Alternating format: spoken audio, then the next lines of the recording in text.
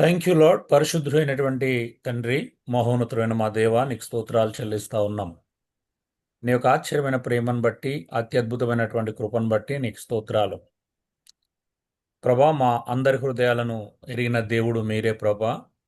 మా హృదయాలు ప్రభా పొడవబడినట్లుగా మా హృదయాలు ఈరోజు ప్రభా నీ యొక్క సన్నిధి చేత, నీ వెలుగు చేత దర్శించబడినట్లుగా ప్రభా మీరు మాతో మాట్లాడమని వేడుకొంచున్నాం తండ్రి. యోహాను సువార్త 3వ అధ్యాయం ప్రత్యేకించి 3వ వచనం, మరి క్రొత్తగా జన్మించుట యొక్క బార్న్ అగైన్ అనేటువంటి ప్రాముఖ్యమైనటువంటి మాట యొక్క భావాన్ని మేము నేర్చుకోవడానికి, మరి పునాది దాని యొక్క ఔషధత ఏంటి అనేది చూడడానికి మాకు కృప చూపించమని వేడుకొంచున్నాం తండ్రి. ఎక్కడెక్కడి నుంచి అయితే ఈ మాటలు ఎవరైతే వింటున్నారో వారందరి హృదయాలను తాకండి ప్రభా. మీ వెలుగు చేత ప్రభా, మీ ప్రేమ చేత, మీ సత్యం చేత వారు కదల్చబడి ప్రభా రియలైజ్ అయ్యి ప్రభా నీ సన్నిధికి వచ్చి నీకు ఇంకా దగ్గర అవటానికి ప్రభా ఈ యొక్క సందేశాన్ని, ఈ యొక్క మాటలను మరి వాడుకోమని, ప్రత్యేకించి నన్ను మీ స్వాధీనం ఉంచుకోని ప్రభా కృప చూపించమని, నీ వాక్యమైనటువంటి వాక్యానికి వ్యతిరేకమైన ఏ ఆలోచన, ఏ తలంపు ప్రభా నీ ప్రజలకు ఇవ్వకుండా కేవలం నీ ప్రజలని కట్టడానికి మాత్రమే మాట్లాడడానికి సహాయం దయచేయమని యేసు దివ్యనామంలో వేడుకొంచున్నాను పరలోకపు తండ్రి. ఆమెన్. దేవుని నామానికి మహిమ కలుగునుగాక. మనమందరం కూడా ఆ, ప్రత్యేకంగా మీ అందరికి కూడా ప్రభువైన యేసుక్రీస్తు నామంలో శుభాభివందనములు. మనం చాలాసార్లు దేవుని యొక్క కృపను, దేవుని యొక్క ప్రేమను, దేవుడు మన పట్ల కనబరుస్తున్నటువంటి ఆయన వాత్సల్యతను అర్థం చేసుకోవడంలో చాలాసార్లు మనము విఫలమవుతూ ఉంటాం. మన బలహీనతలు కొన్నిసార్లు మనల్ని ఏం చేస్తాయి అంటే డామినేట్ చేస్తాయి, మనల్ని రకరకాలుగా ప్రలోభ పెట్టొచ్చు. దేవుని యొక్క ప్రేమను, దేవుని యొక్క కరుణను, దేవుని యొక్క జాలిని మనము అనుభవించకుండా చేయొచ్చు. సో మన యొక్క స్వయంకృత అపరాధాలు, మన తప్పులు, లేకపోతే మనం చేసేటువంటి పొరపాట్లు దేవుని కనికరాన్ని ప్రశ్నించే విధంగా మనము కొన్నిసార్లు చూస్తూ ఉంటాం.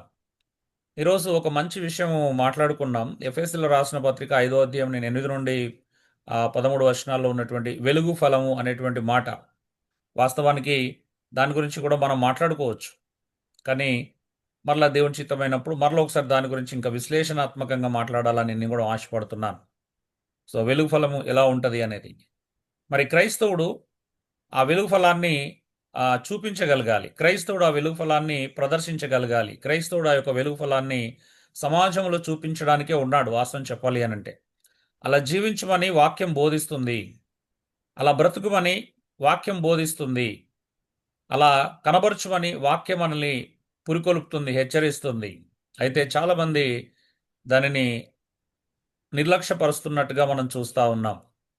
ఎందుకు? ఈరోజు మనం అనుభవించినటువంటి కృప, దేవుడు మన ఎడలో చూపినటువంటి వాత్సల్యత, ఆయన మన ఎడలో కనబరిచినటువంటి జాలి, కరుణ, దయ, మరి ఈ లక్షణాలన్నీ కూడాము పట్ల మనం ఎందుకు కృతజ్ఞత లేము? ఎందుకు కృతజ్ఞత కలిగి జీవించలేకపోతున్నాం? ఎందుకు మనం దేవుణ్ణి మన జీవితాల ద్వారా గణపరచట్లేదు? మన ప్రవర్తన ద్వారా మనం గణపరచట్లేదు?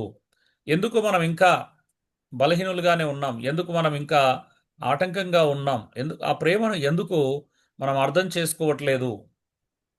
సో మనం దేవుని గురించి, దేవుని ప్రేమ గురించి, దేవుని కరుణ, జాలి, దయ ఇవన్నిటి గురించి మాట్లాడుకోవడం అందు అసలు మనం ఎవరమో ఒకసారి మనల్ని మనం చూద్దాం. మన ఫ్లాష్ బ్యాక్ ఏంటో చూద్దాం. మన గతం ఏంటో ఒకసారి చూద్దాం. మనం ఎవరమో ఒకసారి చూద్దాం. మనం ఎందుకు తిరిగి జన్మించాల్సింది వచ్చిందో మనం చూద్దాం. తిరిగి జన్మించడం అంటే ఏంటి? అసలు బోర్న్ అగైన్ అంటే ఏంటి? బోర్న్ అగైన్ అనేటువంటి వ్యక్తి ఎలా ఉండాలి? అలా ఎందుకు ఉండలేకపోతున్నాం? ఇవన్నీ మనము చూడడానికి ముందు అసలు మనం ఎవరం? మన మూలం ఏంటి? అసలు మన యొక్క పరిస్థితి ఏంటి? మనం ఎక్కడి నుండి వచ్చినాం? అసలు మన యొక్క స్వభావం గురించి మాట్లాడుతున్నారు ఇక్కడ. మూలం అని అంటే మన క్రియేషన్ అంత గురించి ఇక్కడ మాట్లాడుకోం, కానీ అసలు మన స్వభావం, మనం ఎలాంటి వాళ్ళము అనేటువంటి కొన్ని విషయాలను మనం చూడబోతున్నాం. ఇంత గొప్ప కృపను మనం అనుభవిస్తున్నటువంటి మనము అసలు ఎలాంటి వాళ్ళం మనం? అరే ఇంత గొప్ప కృప మనకు అనుగ్రహించబడిందే. అసలు మన మన గతం ఏంటి? ఉం? ఇలాంటి గతాన్ని మనం కలిగి ఉన్నాం. ఉం? మరి ప్రస్తుతంలో మనం ఎందుకు జీవించలేకపోతున్నాం? ఇంత మంచి గతాన్ని మనం కలిగి ఉన్నట్టు, మన భయంకరమైన గతాన్ని కలిగి ఉన్నటువంటి వ్యక్తులం మనము ఎందుకు మనము మంచి జీవితాన్ని జీవించలేకపోతున్నాం? దేవుడు ఇంత కృప చూపించిన తర్వాత కూడా, ఎందుకు మనం రక్షించబడిన తర్వాత కూడా, ఎందుకు మనం నిజమైనటువంటి క్రైస్తవ లక్షణాలని కలిగి జీవించలేకపోతున్నాం అనేది అర్థం కావడానికి ముందు నేను ఇక్కడ ఈరోజు బార్న్ ఆఫ్ మ్యాన్ గురించి మాట్లాడబోతున్నాను. అంటే మనిషి మూలంగా పుట్టినటువంటి వ్యక్తి గురించి, మానవ మూలంగా, మనిషి మూలముగా పుట్టినటువంటి ఒక వ్యక్తి గురించి మనం మాట్లాడబోతున్నాం. ఒక వ్యక్తి అనగానే కంగారు పడొద్దు. ఆ వ్యక్తి ఎవరు కాదు, నువ్వే. ఆ వ్యక్తి ఎవరు కాదు, నేనే. ఇక్కడ ఒక వ్యక్తి అంటే ఒకే వ్యక్తి అని అర్థం కాదు. సో అది అన్వయించుకుంటే అందరం అన్నమాట. మానవ జాతి గురించి మనం మాట్లాడబోతున్నాం. కానీ ఇక్కడ మనం పాయింట్ అవుట్ చేసుకుంటున్నాం కాబట్టి, నువ్వు నేను, ఆ మనిషి ఎవరు, ఆ బోర్న్ ఆఫ్ మ్యాన్ ఎవరు అని అంటే నువ్వు నేనే, మనమే. చూడండి, బోర్న్ ఆఫ్ మ్యాన్, మనిషి మూలంగా పుట్టిన వాని లక్షణాలను మనం చూద్దాం. మంచి లక్షణాలు ఉన్నాయా, లేకపోతే గొప్ప లక్షణాలు కలిగిన వాడా? మనిషి మూలంగా పుట్టిన వానికి ఉండే లక్షణాలు ఉన్నతమైనవా, శ్రేష్టమైనవా, లేకపోతే చాలా భయంకరమైనటువంటి లక్షణాలా? ఉం? మరి మరి మానవుని గురించి ఒక మాట ఉంటుంది బైబిల్లో, ప్రసంగిలో మనం చూస్తాం. దేవుడు నరులను యథార్థవంతులుగా సృష్టించాను కానీ వారంట వివిధ రకాల తంత్రాలను కల్పించుకున్నటువంటి వ్యక్తి అంట. మానవుని దేవుడు మంచిగానే సృష్టించాడు. దేవుని సృష్టిలో లోపం లేదు. ఎందుకంటే లోపభూయిష్టమైనటువంటి సృష్టిని దేవుడు చేయలేడు. ఆయన పరిపూర్ణుడు, ఆయన సంపూర్ణుడు, ఆయన జ్ఞానం కలిగినటువంటి వ్యక్తి, సర్వజ్ఞాని, సర్వశక్తివంతుడైనటువంటి దేవుడు, పరిపూర్ణుడైనటువంటి దేవుడు, సంపూర్ణుడైనటువంటి దేవుడు ఎప్పుడు కూడా లోపభూయిష్టమైనటువంటి సృష్టిని చేయలేడు. ఆయన చేయడు కూడా. అంటే లోపాలు ఉన్నటువంటి ఒక క్రియేషన్ చేయలేడు, ఒక సృష్టిని నిర్మించలేడు ఆయన. మరి ఆయన సృష్టి చాలా బాగుండే. మనిషే వివిధ రకాలైన తంత్రాలు కల్పించుకుంటున్నాడంట. ఉం? మానవుణ్ణి రక్షించుకొని కూడా మంచి జీవితాన్ని దేవుడు ఇవ్వాలనుకున్నాడు, మంచి మంచి స్థానంలో పెట్టాలనుకున్నాడు. కానీ మనిషే రక్షించబడిన తర్వాత కూడా వివిధ రకాలైన తంత్రాలను కల్పించుకుంటున్నాడు. తంత్రాలు, ఉపాయాలు, ఆలోచనలు, ప్రణాళికలు, తనకు నచ్చినట్టుగా, తనను తాను సంతోషపెట్టుకోవడానికి, తన మనసుకు నచ్చినట్టుగా చేస్తూ ఉన్నాడు. చూడండి, కొన్ని విషయాలు మనము గమనించడానికి ప్రయత్నం చేద్దాం. నేను దాదాపు కొన్ని పాయింట్స్ మీతో పంచుకోవాలని ఆశపడుతున్నాను. క్షమించాలా. బార్న్ ఆఫ్ మ్యాన్, మనిషి మూలంగా పుట్టిన వ్యక్తి యొక్క 9 లక్షణాలు ఇక్కడ మనం మాట్లాడుకోబోతున్నాం. చూడండి, ఇక్కడ మీ స్క్రీన్ మీద కనిపిస్తున్నాయి కదా 9 లక్షణాలు. కనిపిస్తున్నాయండి? కనబడుతున్నాయి. ఓకే, ఆన్లైన్లో ఉన్నవారు ఎవరైనా చదువుతారా ఒక్కొక్కటిగా? చదవమంటారండి? అమ్మ చదవండి. బార్న్ ఆఫ్ మ్యాన్ శరీర సంబంధి, సెకండ్ మంటి సంబంధి, పాప సంబంధి, ప్రకృతి సంబంధి, లోక సంబంధి, నాశన సంబంధి, మరణ సంబంధి, దూర సంబంధి, నరక సంబంధి. థ్యాంక్ యూ అమ్మా. మంచి, ఈ లక్షణాలన్నీ మంచివేనా? చాలా మంచివి కదా. చూడగానే అబ్బా అబ్బా ఎంత మంచివానో నేను తెలుసా, ఎంత బాగున్నానో తెలుసా, ఆహా ఎంత అద్భుతమైన లక్షణాలు కలిగిన వ్యక్తిని తెలుసా నేను అన్నట్టుగా లేవా? హలో, ఏమో మాకైతే అట్లా అనిపించలేదు అలా. మీరు సుచిత్రలో ఉన్న వాళ్ళు మాట్లాడేటప్పుడు అయితే మాత్రం మైక్ తీసుకొని మాట్లాడండి, కొంచెం మాకు వినబడే అవకాశం ఉంటుంది. సో ఆన్లైన్ వాళ్ళు అయితే ఇలా అయినా మాట్లాడవచ్చు. బాగున్నాయి లేవా? హలో, ఎంత మంచిగా ఉన్నాయండి, ఎంత అందంగా ఉన్నాయి, ఎంత బ్యూటిఫుల్గా ఉన్నాయి, ఎంత వండర్ఫుల్గా ఉన్నాయి. హలో, నిజాలన్నా మీ అంటే సుచిత్రలో మాట్లాడే వాళ్ళు నాకు వినబడట్లా. ఒప్పుకోలేని నిజాలు. ఓ పని చేయండి, ఆ డోర్ తీయరా కొద్ది మైక్ తీసుకునే మాట్లాడండి. ఓకే, సినిమా వాళ్ళకంట నవరసాలు ఉంటాయంట సినిమా వాళ్ళకి కదా. సినిమా నవరసాలు పలికిస్తారంట. నటులకు నవరసాలు ఉంటాయి కదా. ఆ, నటులకు నవరసాలు ఉన్నట్టుగా మనకు నవ లక్షణాలు ఉన్నాయి. మంచి లక్షణాలే కదా ఇవన్నీ. శరీర సంబంధి, మొదటిది శరీర సంబంధి, రెండోది మంటి సంబంధి, మూడోది పాప సంబంధి, నాలుగోది ప్రకృతి సంబంధి, ఐదోది లోక సంబంధి, ఆరోది నాశన సంబంధి, ఏడోది మరణ సంబంధి, ఎనిమిదోది దేవునికి దూర సంబంధి అన్నమాట, తొమ్మిదోది నరక సంబంధి. బాగున్నాయి కదా. ఇది మన పాస్ట్, ఇది మన గతం, ఇది మన ప్రస్తుతం కాదు. ఒకసారి అందుకే మనల్ని మనం చూసుకుందాం. నువ్వు నేను ఎక్కడి నుండి వచ్చినాం, ఎలాంటి స్వభావం నుంచి వచ్చాం. ఇదంతా మన స్వభావాన్ని తెలియపరిచే లక్షణాలు, మన జీవితానికి ఫలితాలను నిర్ణయించినటువంటి లక్షణాలు. మరి ఇన్ని లక్షణాలు ఉన్నటువంటి మనల్ని దేవుడు ఈరోజు ప్రేమించి ఇంత అద్భుతమైనటువంటి రక్షణ అనుభవంలోకి తీసుకొచ్చినటువంటి దేవుడు, పరిశుద్ధాత్మ యొక్క అనుభూతిలోకి, ఆనందంలోకి తీసుకొచ్చినటువంటి దేవుని పట్ల మనం ఎలా ప్రవర్తిస్తున్నాం? నమ్మకంగా విధేయత కలిగి జీవిస్తున్నామా? విశ్వాసంతో జీవిస్తున్నామా? ఆయన ప్రేమను నిజంగానే ఆస్వాదిస్తూ ఆయనకు దాసులం అవుతున్నామా? ఎలాంటి వారమో చూడండి. శబాష్ అన్నట్టుగా ఉన్నాయా లక్షణాలు? వావ్ సూపర్ అన్నట్టుగా ఉన్నాయా? లేవే. మరి వీటన్నిటిని ఒక్కొక్కటిగా మనం అర్థం చేసుకోవడానికి ప్రయత్నం చేద్దాం. నెంబర్ 1, సో శరీర సంబంధి. మొట్టమొదటి మనం చూశాం శరీర సంబంధి. Before born through the flesh, శరీరం నుండి జన్మించినవాడు.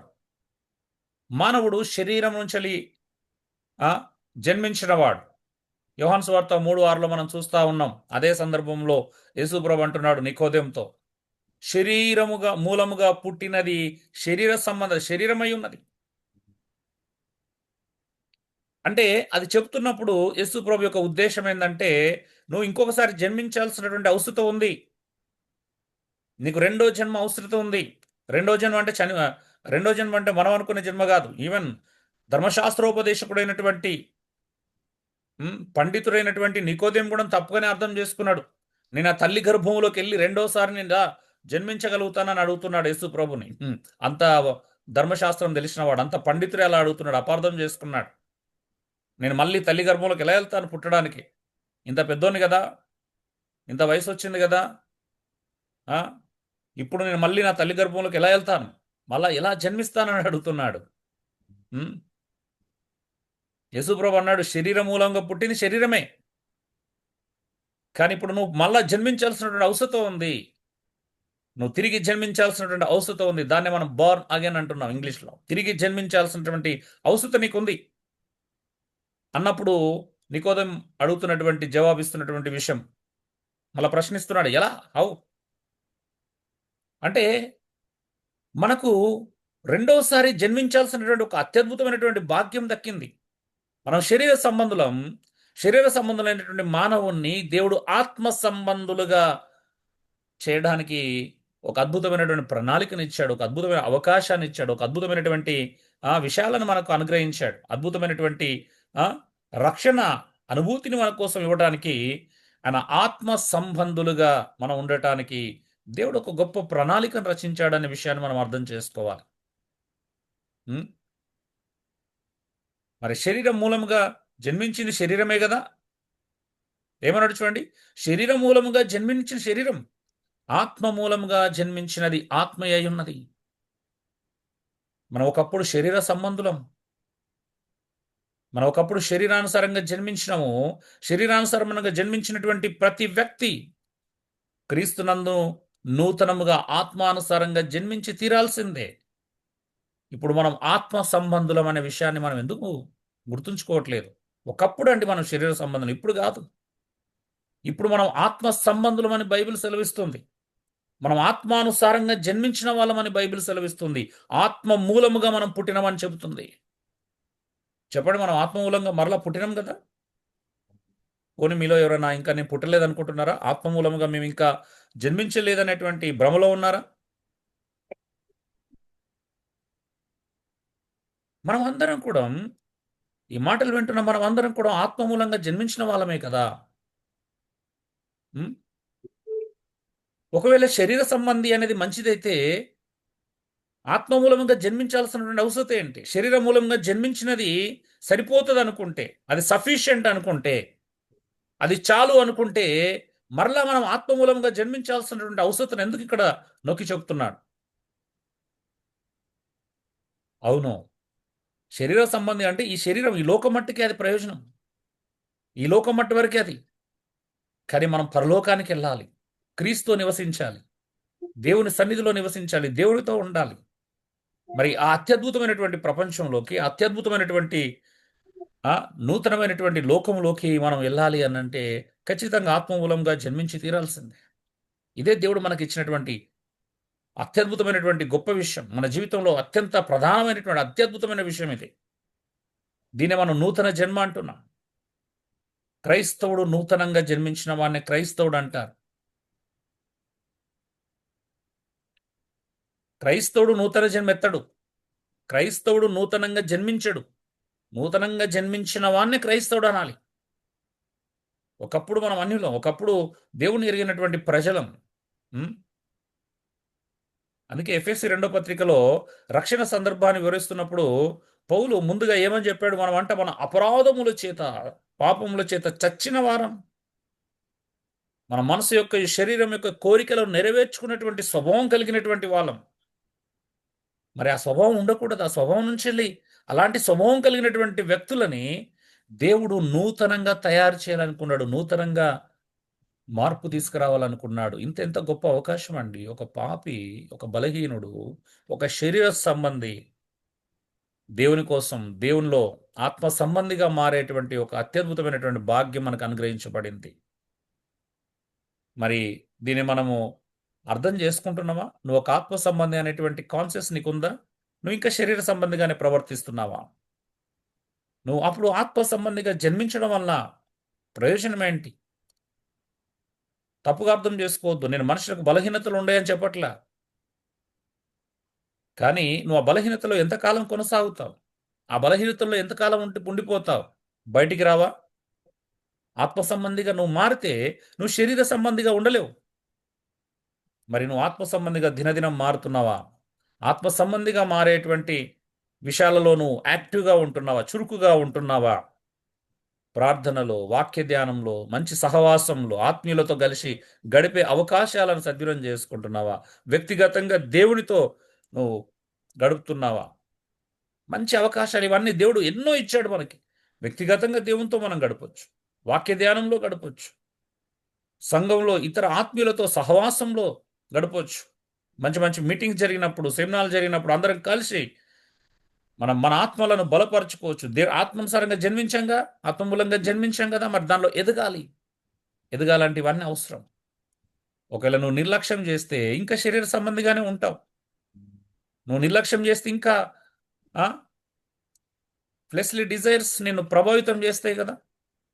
మరి ఆ ఆలోచన, ఆ అప్రమత్తత, ఆ భయం నీకెందుకు లేదు? అయ్యో, నేను మరలా ఇవన్నీ నా జీవితాన్ని చుట్టుముడతాయి, ఇవి నన్ను ప్రలోభ పెడతాయి, ఇవి నన్ను నాశనంలో ముంచేస్తాయి. నేను ఆత్మ సంబంధిని కాబట్టి నేను ఆత్మ సంబంధంగానే జీవించాలి. నేను ఆత్మ సంబంధులతోనే నా సమయాన్ని, నా యొక్క ప్రతిదాన్ని నేను వాళ్ళతోనే పంచుకోవాలి, వారితోనే గడపాలి.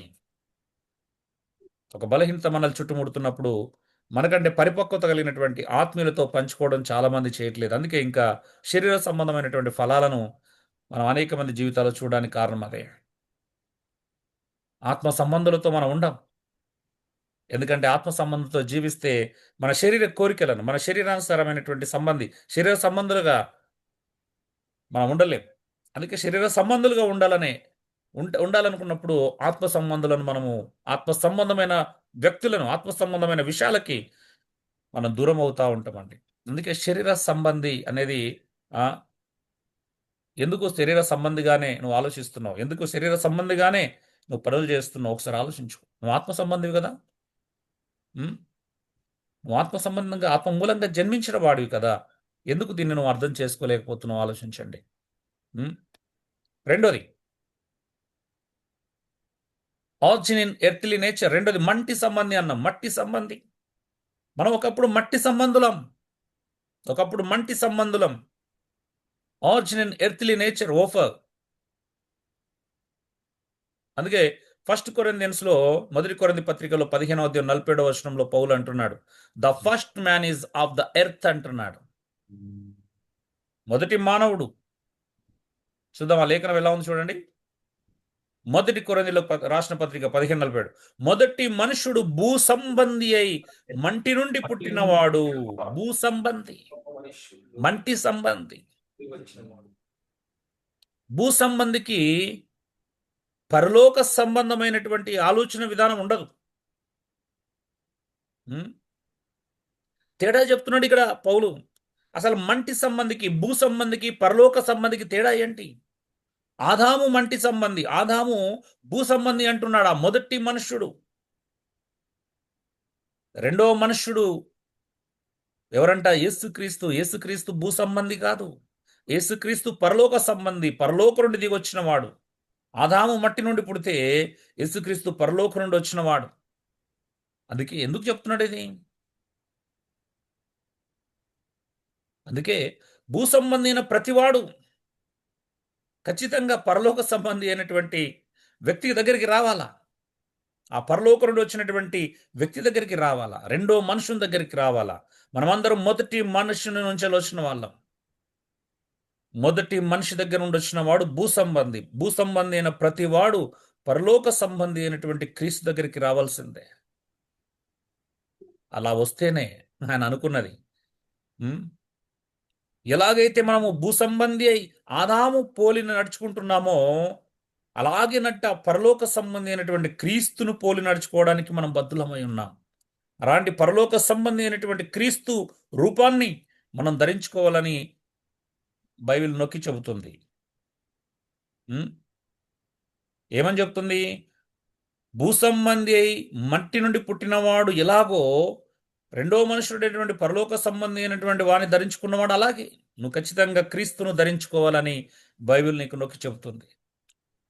మరి ఆదాము వంశం నుంచి వచ్చిన మనము, ఆదాము నుంచి వచ్చిన మనము భూ సంబంధి అయిన పోలికను ఎలాగైతే కలిగి ఉన్నామో మరి ఇప్పుడు మ్యాండేటరీ మనం పరలోక సంబంధి అయినటువంటి వ్యక్తిని పోలి నడుచుకోవడం, ఆ పోలికలోకి మారడం ఆవశ్యకం అని చెప్తుంది లేఖనం. మ్యాండేటరీ అని చెప్తుంది, తప్పనిసరి అని చెబుతుంది. మరి ఆలోచించండి, ఈరోజు మనం పరలోక సంబంధి ఒక పోలిక దగ్గరికి వచ్చాం. మనం భూ సంబంధం కాదండి, ఇంకా భూ సంబంధమైన వ్యక్తులం కాదు. యేసు ప్రభు భూమి మీదకి వచ్చిన తర్వాత ఆయన పరిచర్యలో కొండ మీద ప్రసంగంలో ఈ విషయం చెప్తున్నాడు కదా. ఏమన్నాడు? కొండ మీద ప్రసంగంలో మత్తయి సువార్తలో మనం చూస్తాం. చాలా విషయాలు చెప్పాడు. లూకా సువార్తలో చెప్పాడు, మీరు ఇంకా భూ సంబంధంగా ఆలోచించొద్దు అన్నాడు. మీరు భూ సంబంధులు కాదు, భూ సంబంధమైన ధనాన్ని కూర్చుకోవద్దంటాడు. ఈరోజు మనం ఇంకా భూ సంబంధమైన ధనాన్ని కూర్చుకోవడానికి తప్పుడు పనులు చేస్తూ ఉన్నాం. అయ్యో, ఎంత వేదనకరంగా ఉంటుంది, ఎంత బాధకరంగా ఉంటుంది. మనం ఎక్కడికి వచ్చాం, ఏం చేస్తున్నాం, ఎందుకోసం పిలువబడ్డాం, ఇంకా ఎక్కడ ఆగిపోయాం, మన జీవితాలను ఎక్కడ ఆపుకుంటున్నాం మనకు మనమే. ఇది ఒక వ్యక్తి గురించి కాదు, ఇది క్రైస్తవ సమాజం గురించి, క్రైస్తవ్యం గురించి మాట్లాడుతున్నా నేను. ఒక సింగిల్ వ్యక్తి గురించి ఇక్కడ మాట్లాడట్లా.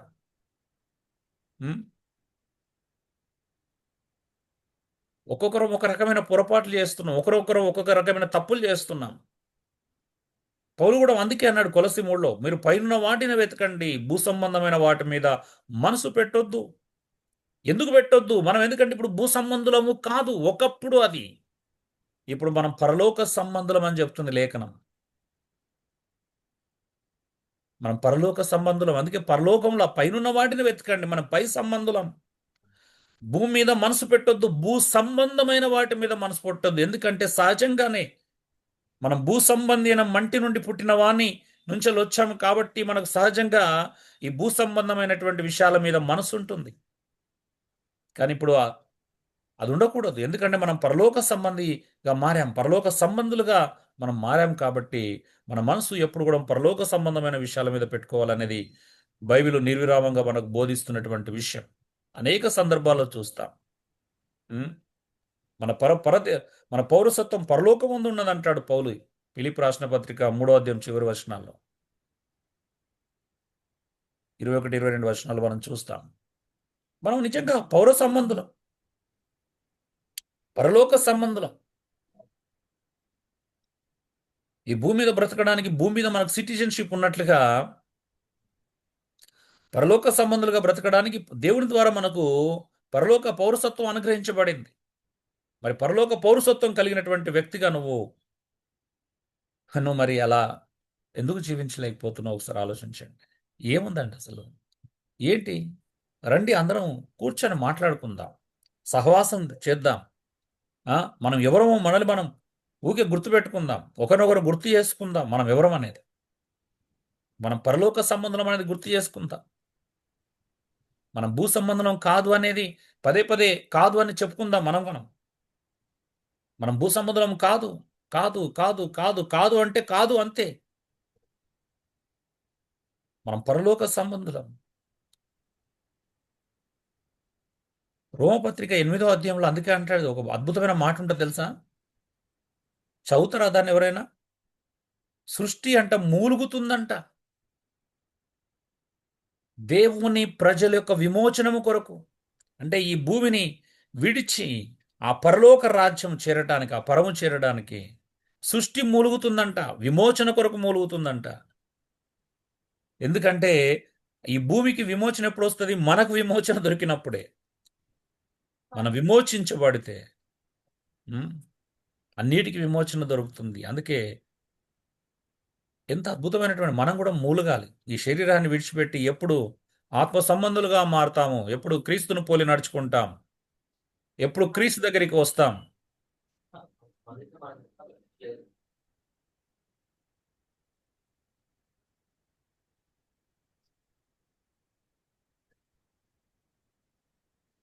హలో అండి,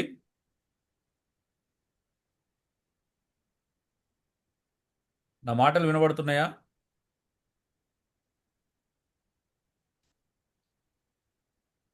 హలో,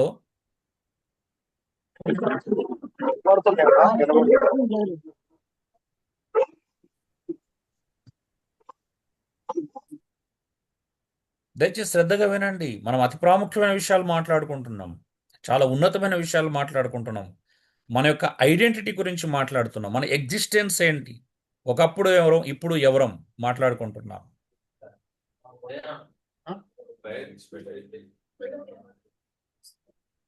సో అందరికి వినబడుతుందా? ఇక్కడ ఉన్న వాళ్ళకి వినబడుతుందా?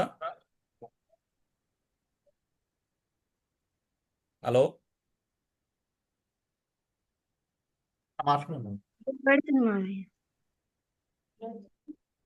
హలో అండి, వినబడుతుందా అండి?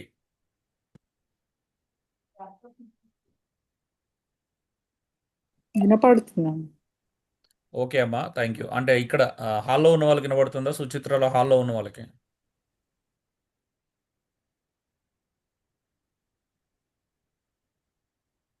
హలో,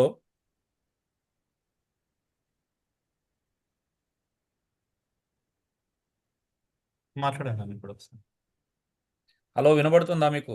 ఇప్పుడు వినిపిస్తుందండి, ఆ మైక్ ప్రాబ్లం వినిపిస్తుంది. ఓకే, చూడండి, మనము భూ సంబంధిగా ఉండకూడదు, మనం పరలోక సంబంధులం. అందుకే భూ సంబంధమైన మనసు కూడా కలిగి ఉండొద్దని మనకు హెచ్చరించబడుతున్నాం. మనం లేఖనాల చేత బోధించబడుతున్నాం. మరి బోధ మనం తీసుకోవాలి కదా, ఈ బోధను అవలంబించాలి కదా, ఈ బోధకు విధేయత చూపించాలి కదా. మరి ఎలా అండి ఇంకా భూ సంబంధాలుగా ఆలోచిస్తే? మూడోది, మన ప్రాబ్లం ఏంటి తెలుసా? Ruled by sin are for ruled by sin. మన పాప సంబంధులం. పాపము చేత ఒకప్పుడు ఏలుబడి చేయబడినటువంటి వ్యక్తులం. పాపం మనల్ని పరిపాలించింది ఒకప్పుడు. చదువుతారు ఒకసారి ఎఫ్ఎస్లో రాసిన పత్రిక 2వ అధ్యాయం మొదటి 2-3 వచనాలు చదవండి ఒకసారి. ఎవరైనా ఆన్లైన్లో ఉన్నవారు చదవండి దయచేసి.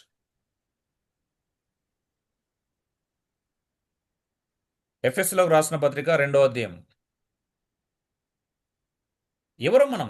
దేని చేత నడిపించబడ్డమో చూడండి. మనం పాప సంబంధులం, రూల్డ్ బై సిన్.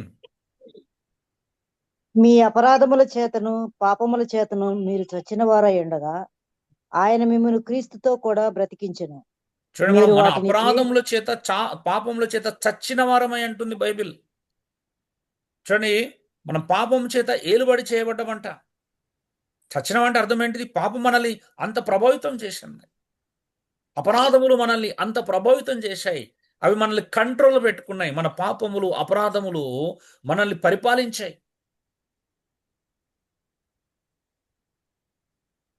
మన మనసు యొక్క ఇంకా తర్వాత మీరు మొదటి వర్షం నుంచి చదివితే మనం అంట మనసు యొక్క శరీరం యొక్క కోరికలను నెరవేర్చుకునేలా చేసాయంట.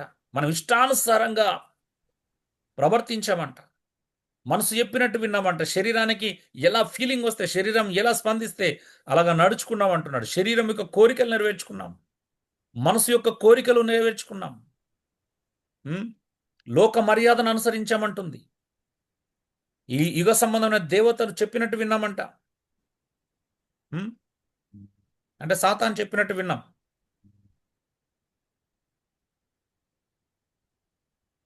అంటే మనం పాప సంబంధులుగా ఉన్నాం ఒకప్పుడు. Ruled by sin. మనం పాపం చేత ఇష్టానుసారంగా పరిపాలించబడ్డ వ్యక్తులం. అందుకే పౌలు రోమపత్రిక 3వ అధ్యాయం అంటున్నాడు, all have sin and fall short అంట. దేవుని యొక్క మహిమను పొందలేనటువంటి స్థితికి వెళ్ళిపోయాం. ఏ భేదము లేదు, అందరం పాపం చేశాం. పాపము చేత పోరాడాం, పాపము చేత మనం నడిపించబడ్డాం. ఇది మన పాస్ట్. బార్న్ ఆఫ్ మ్యాన్ లక్షణం ఇది. మరి ఇంకా మనం బార్న్ ఆఫ్ మ్యాన్ అయినా బార్న్ ఆఫ్ గాడ్ కాదా? మనం బార్న్ ఆఫ్ గాడ్ కదా. మనం దేవుని చేత తిరిగి జన్మించబడిన వారం కదా. దేవుని మూలముగా మనం పుట్టిన వారం. మరి దేవుని మూలంగా పుట్టిన మనము ఇంకా మంటి నుండి పుట్టిన వానిలాగా ఎలా జీవిస్తున్నాం? ఎందుకు మనల్ని మనం మార్చుకోలేకపోతున్నాం? ఎందుకు ఇంకా మంటి సంబంధులుగా, భూ సంబంధులుగా, పాప సంబంధులుగా ఎలా ఉంటున్నాం? ఒకసారి ఆలోచించండి ప్రియులారా. మనమే అలా ఉంటే లోకం ఏం కావాలి? సమాజం ఏం కావాలి? మనమే లోకానికి వెలుగని దేవుడు చెప్తుంటే మనమే చీకట్లో ఎలా ఉండగలుగుతాం? ఎలా ఈ పాపంలో కొనసాగగలుగుతాం? ఎలా ఈ బలహీనతలతో పోరాటం చేస్తున్నామా?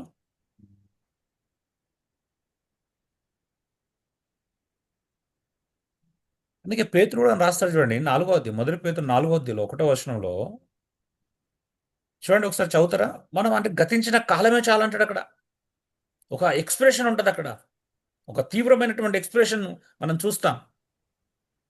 చాలు, ఇక ఆపండి, అయిపోయింది, అప్పుడే నువ్వు రక్షించబడ ముందు ఇష్టానుసారంగా బ్రతికేవాది చాలు. ఇంకా చూస్తారా ఎక్స్ప్రెషన్ ఎలా ఉందో? చదువుతారా అండి ఒకసారి? 4:1 ఒకటి నుండి. క్రీస్తు శరీరమందు శ్రమపడెను గనుక మీరును అట్టి మనస్సును ఆయుధముగా ధరించుకొనుడి.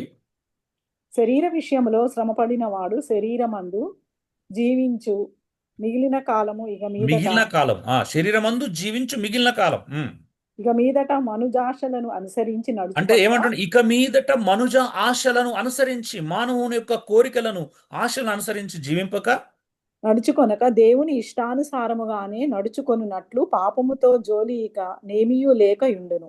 ఏమీ లేకుండదంట, ఇక పాపంతో సంబంధం లేకుండా ఉంటదంట.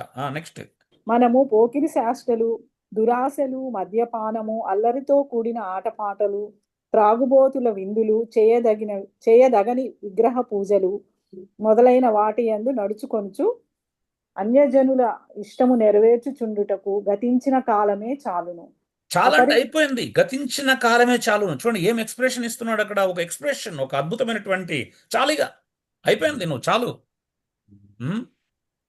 మన ఆశను అనుసరించి నడుచుకున్నావు, ఇంతకుముందు మానవుని యొక్క కోరికలను అనుసరించి నడుచుకున్నావు. ఎగిరావు, దునికావు, గెంతావు, అల్లరితో కూడా ఆటపాటలు చేశావు, చేయదగిన విగ్రహ పూజలు చేశావు, త్రాగుబోత విందులు చేశావు, అన్యజనుల ఇష్టాన్ని నెరవేర్చావు, మనుషులకు నచ్చినట్టుగా జీవించావు. ఆ మనుషులు నువ్వు కూడా ఉన్నావు, నీకు నచ్చినట్టుగా నువ్వు జీవించావు, అందరికి నచ్చినట్టుగా జీవించావు, నీకు నచ్చినట్టుగా జీవించావు. పేతురేమో తెలుసుగా, చాలు, గతించిన కాలం చాలు, అయిందేదో అయిపోయింది, ఇంకా చాలది. కానీ నువ్వు ఇప్పుడు క్రీస్తు దగ్గరికి వచ్చావు.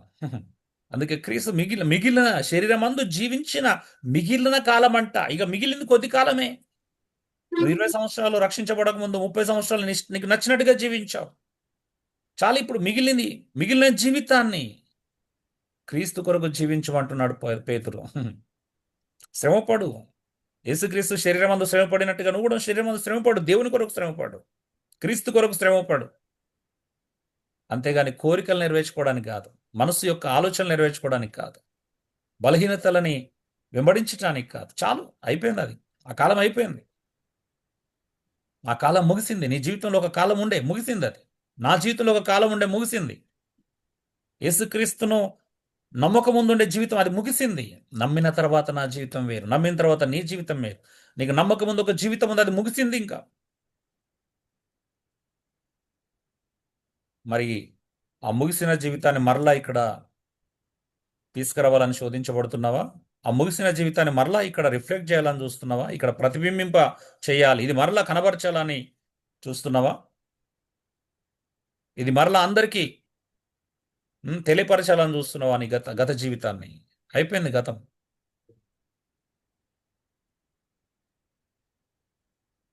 సో ఇంకా నువ్వు పాపం చేత పరిపాలించబడుతున్నావా? No no no. క్రైస్తవుడు పాపం చేత పరిపాలించబడకూడదు. క్రైస్తవుడు పాపం చేత నడిపించబడకూడదు. నువ్వు పాప సంబంధివి కాదు ఇప్పుడు. ఒకప్పుడు నువ్వు పాప సంబంధి, కానీ ఇప్పుడు నువ్వు ఆత్మ సంబంధివి, నువ్వు క్రీస్తు సంబంధివి, దేవుని సంబంధివి అనే విషయాలను నేను మరలా గుర్తు చేస్తున్నాను మీకు. 4వది,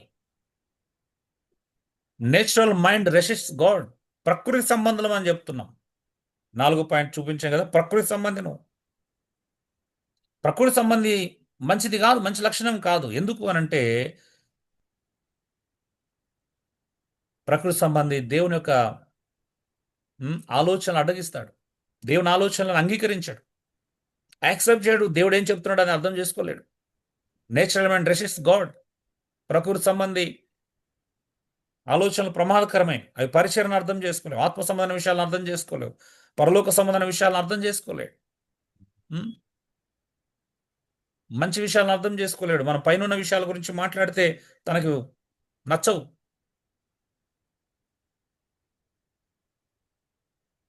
చూడండి, the natural man does not receive things of the spirit of God.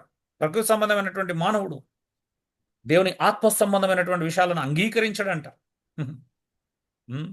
2 కొరింథీయులకు రాసిన 2వ పత్రిక 14వ వచనం చూస్తున్నాం. ప్రకృతి సంబంధమైన మనుషుడు దేవుని ఆత్మ విషయములను అంగీకరింపడు. అవి అతనికి వెర్రితనంగా ఉన్నాయి, ఫూలిష్గా చూస్తున్నాడు. ఏంటి, ఎప్పుడు మా అన్న లేకపోతే ఈయన ఎప్పుడు అన్ని పరలోకం అంటాడు, భూమి మీద అనవసరమైనట్టాడు, ఇవన్నీ అవసరం లేదంటాడు, ఎప్పుడు పరలోక సంబంధులుగా బ్రతకాలంటాడు, ఎప్పుడు ఆత్మ సంబంధమైన విషయాలే మాట్లాడతాడు కదా. కొంతమందికి ఇవి వెరితనంగా ఉంటాయా ఇలా మాట్లాడితే? హలో,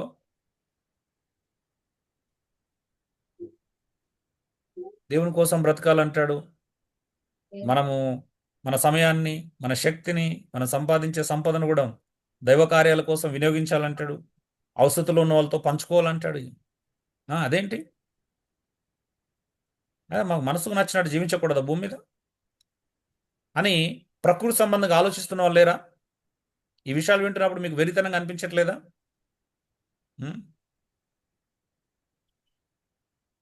నిజమే కదండి. అందుకే ఎవరి బ్రతుకులు వారి అయిపోయినాయి, ఎవరి సంపాదన వారిది అయిపోయింది, ఎవరి జీవితాలు వారి అయిపోయినాయి. బలహీనులు, అవసరతలో ఉన్నవారు, పరిచర్య, పరిశుద్ధుల అక్కర్లు, ఇవన్నీ మనకు కొంచెం వెరితనంగా అనిపిస్తాయి ఇవన్నీ చేయాలంటే. కోర్స్ ఇక్కడ స్వార్థ విషయంలో కానీ రక్షణ విషయాలు కానీ మాట్లాడుతున్నాడు పౌలు. సాల్వేషన్ కాంటెక్స్ట్లో మాట్లాడుతున్నాడు. స్వార్థ ప్రకృతి సంబంధికి ఎలా ఉంటుంది, ఆత్మ సంబంధమైన విషయాలు ప్రకృతి సంబంధికి ఎలా ఉంటాయి? వాడు ఆత్మ సంబంధిగా ఆలోచిస్తున్నాడు కాబట్టి, ప్రకృతి సంబంధిగా ఆలోచిస్తున్నాడు కాబట్టి ఆత్మ సంబంధమైన విషయాలను అర్థం చేసుకోలేకపోతున్నాడు అనేది మనం చూస్తా ఉన్నాం.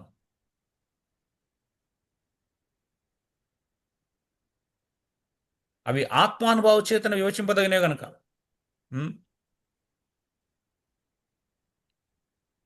సో మనం మాట్లాడుకునేటివి ఆత్మ సంబంధమైన విషయాలండి. అందుకే ఆత్మ అనుభవం చేతనే గ్రహించగలుగుతాం. నువ్వు శరీర సంబంధంగా, ప్రకృతి సంబంధిగా, లోక సంబంధిగా, పాప సంబంధిగా, భూ సంబంధిగా ఆలోచిస్తే నీకు అర్థం కావు.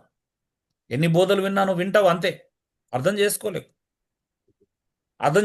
అనుభవించుకోవు. అర్థమే కానప్పుడు నువ్వు అనుభవించుకోలేవు. ఎందుకంటే నువ్వు వింటున్నావు, ప్రతి మీటింగ్లో వింటున్నావు, సహవాసంలో వింటున్నావు, ఆదివారం వింటున్నావు. కానీ నీ ప్రకృతి సంబంధమైనటువంటి మనస్సు అడ్డుపడతా ఉంది వాటికి, అలా జీవించకుండా చేస్తా. కొరందిల్లాగా ప్రవర్తిస్తున్నారు కొంతమంది. నేను పౌలు వాడను, అపోలో వాడను, తెలుసా నేను సో అండ్ సో, నేను కేఫో వాడను ఒక ఆయన, నేను యేసుక్రీస్తు వాడను మరొకడు. అంటే విభేదాలు, ఐకమత్యం లేదు, యూనిటీ లేదు.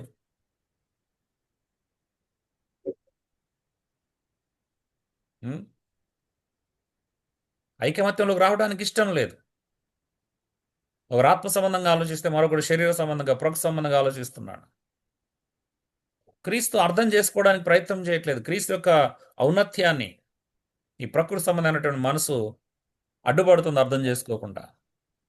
కొంతమంది జనరలైజ్ చేస్తాను, కొన్నిసార్లు సింపుల్గా మాట్లాడడానికి ప్రయత్నం చేస్తాం.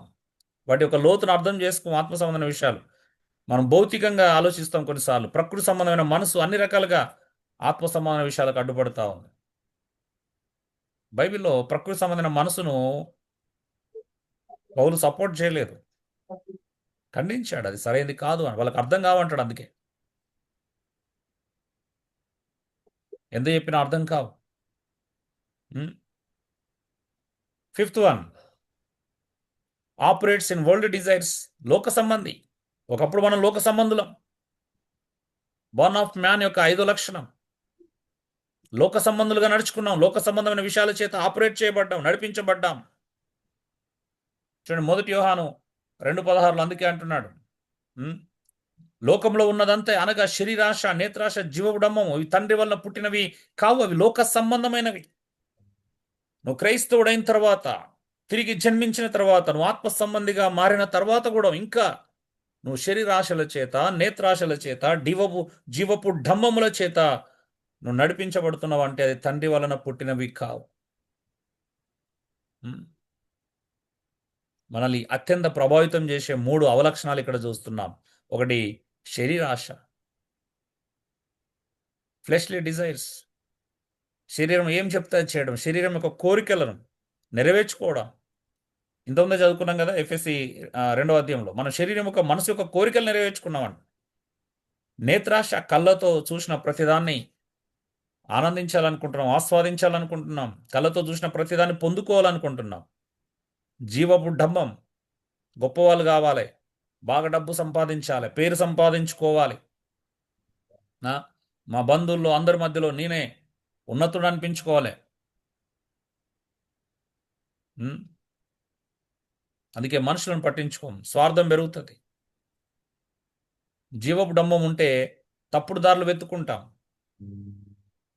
తప్పుడు విధానాలలో రకరకాల ప్రయత్నాలు చేస్తాం. జీవపు డంబము మనల్ని తప్పుడు రకాలుగా ప్రయత్నాలు చేయనిస్తుంది. నేత్రాశ, శరీరాశ ఇవన్నీ ఆకర్షణలే. నన్ను కొను అనేది ఆకర్షణే.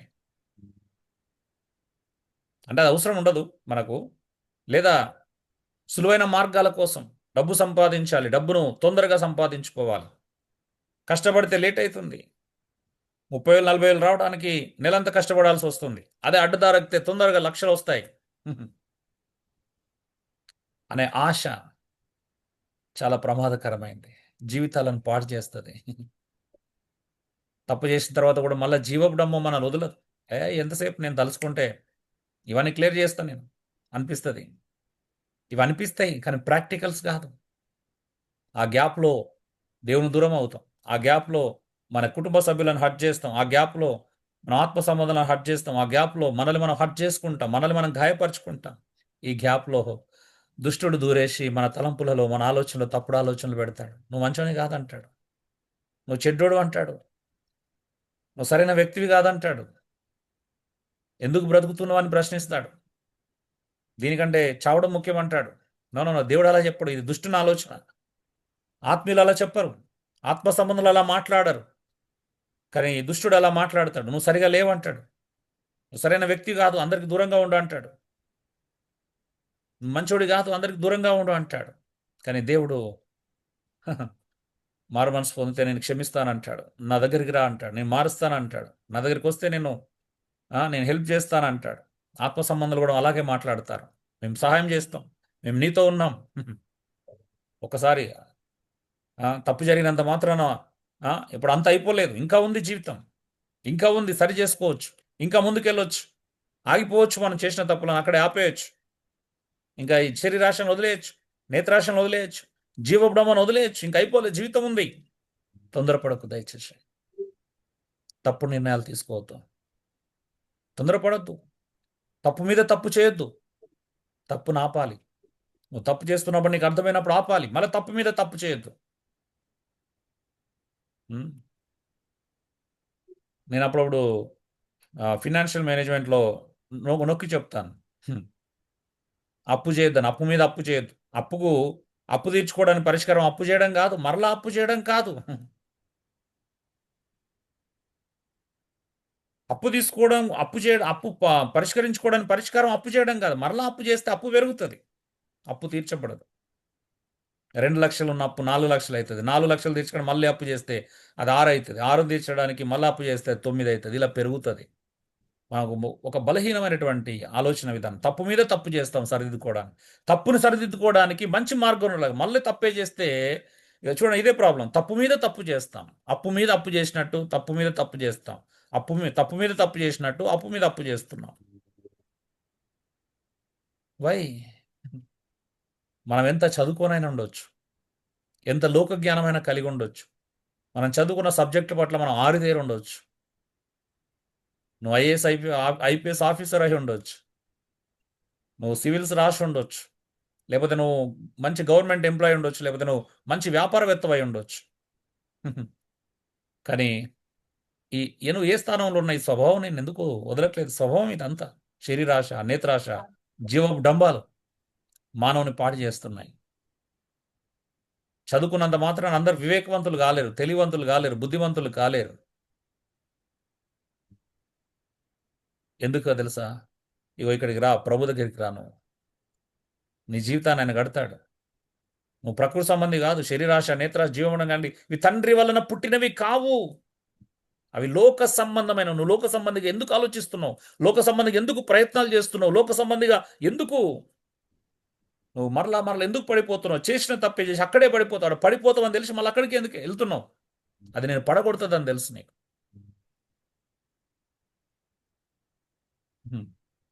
ఆశ, మనిషి ఆశ చాలా ప్రమాదకరమైన ఆశ. మంచి ఆశ మంచిది, చెడ్డ ఆశలు చాలా ప్రమాదకరమైనవి. చెడ్డ ఆశలు, అయ్యో ఏమైనా అవకాశం ఉంటుందేమో, ఆశ పుడుతుంది అన్నమాట. ఓకే, 10 పెట్టినాం, పర్లేదు, పోయినాయి, ఇంకో 10 పెడదాం, రావా, రెండోసారి రావా, మూడోసారి రావా, నాలుగోసారి రావా, అలా ఆశ ఆశ ఆశ. మిమ్మల్ని అందరూ రిక్వెస్ట్ చేస్తున్నాను, ఇప్పుడు ఈ సంక్రాంతి సీజన్కి ఒక్కసారి ఆంధ్రాకి వెళ్ళండి. ఎంతమంది కోట్లు పోగొట్టుకుంటారు.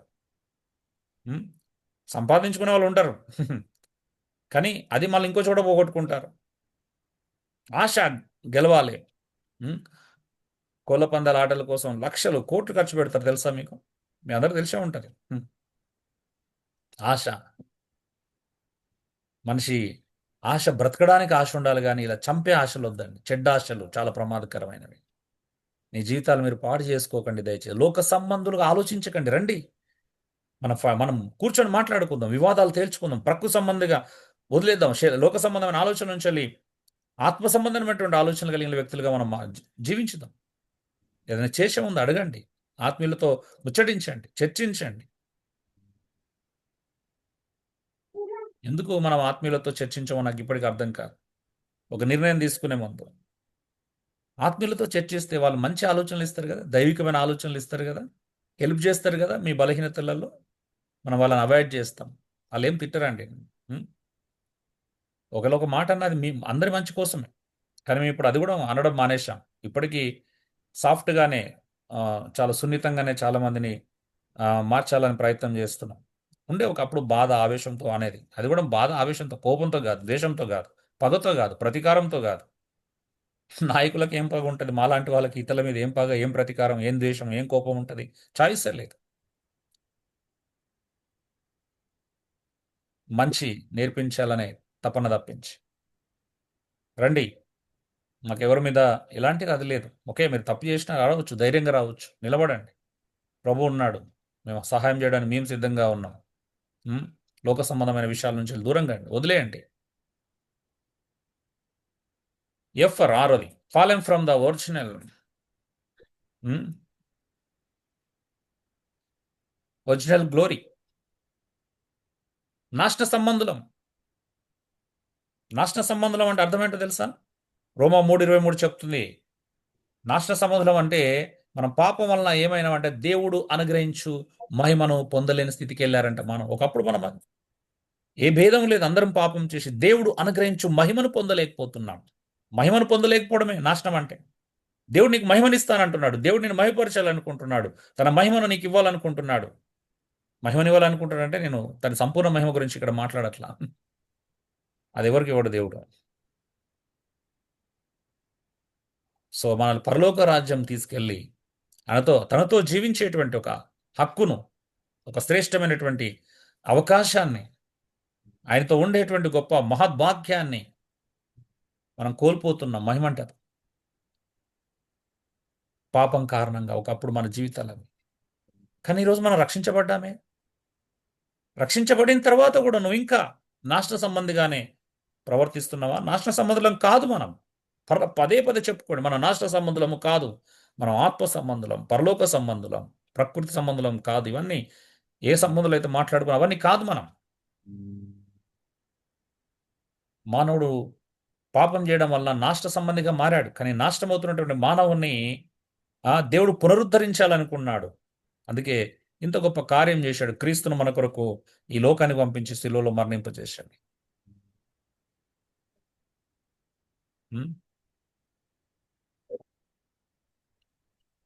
ఏడోది ఎంఫర్ మోటల్ అండ్ పెరిషబుల్, మరణ సంబంధులం మనం. మరణ సంబంధులు, మానవుడు మరణ సంబంధి. The wages of sin is death అని ఉంది బైబిల్లో. పాపం వలన వచ్చు జీతం మరణం. పాపం కారణంగా మానవుడు మరణ సంబంధిగా మారాడు. పాపానికి జీతం మరణమేనంట. తప్పు చేసిన వాడు మరణించాలి. పాప సంబంధి, పాపము చేసిన వాడు మరణ సంబంధి. అయినా దేవుడు మన మరణశిక్ష విధించలా, రక్షించాడు. ఆ మరణముడి తప్పించాడు.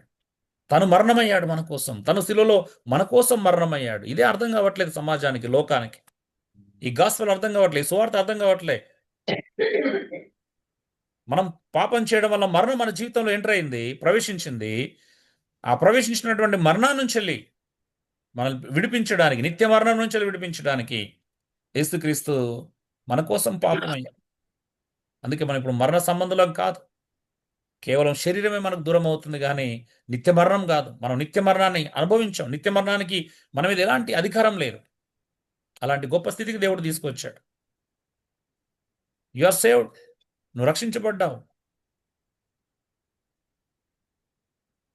మరి రక్షించబడిన వ్యక్తిగా నువ్వు ఉంటున్నావా? చూడండి, ఆదికాండం 3, నువ్వు నేలకు తిరిగి చేరు వరకు నీ ముఖపు చెమటగార్చి ఆహారం తిందు, ఏలైనగా నువ్వు మట్టి నుండి తీయబడితే గనుక నువ్వు మన్నే గనుక తిరిగి మన్న అయిపోతావు. ఈ మట్టి శరీర నాశనం అవుతుంది ఒక రోజు. దీని అందం వ్యర్థమైపోతుంది, దీని సౌందర్యం నశించిపోతుంది ఒక రోజు.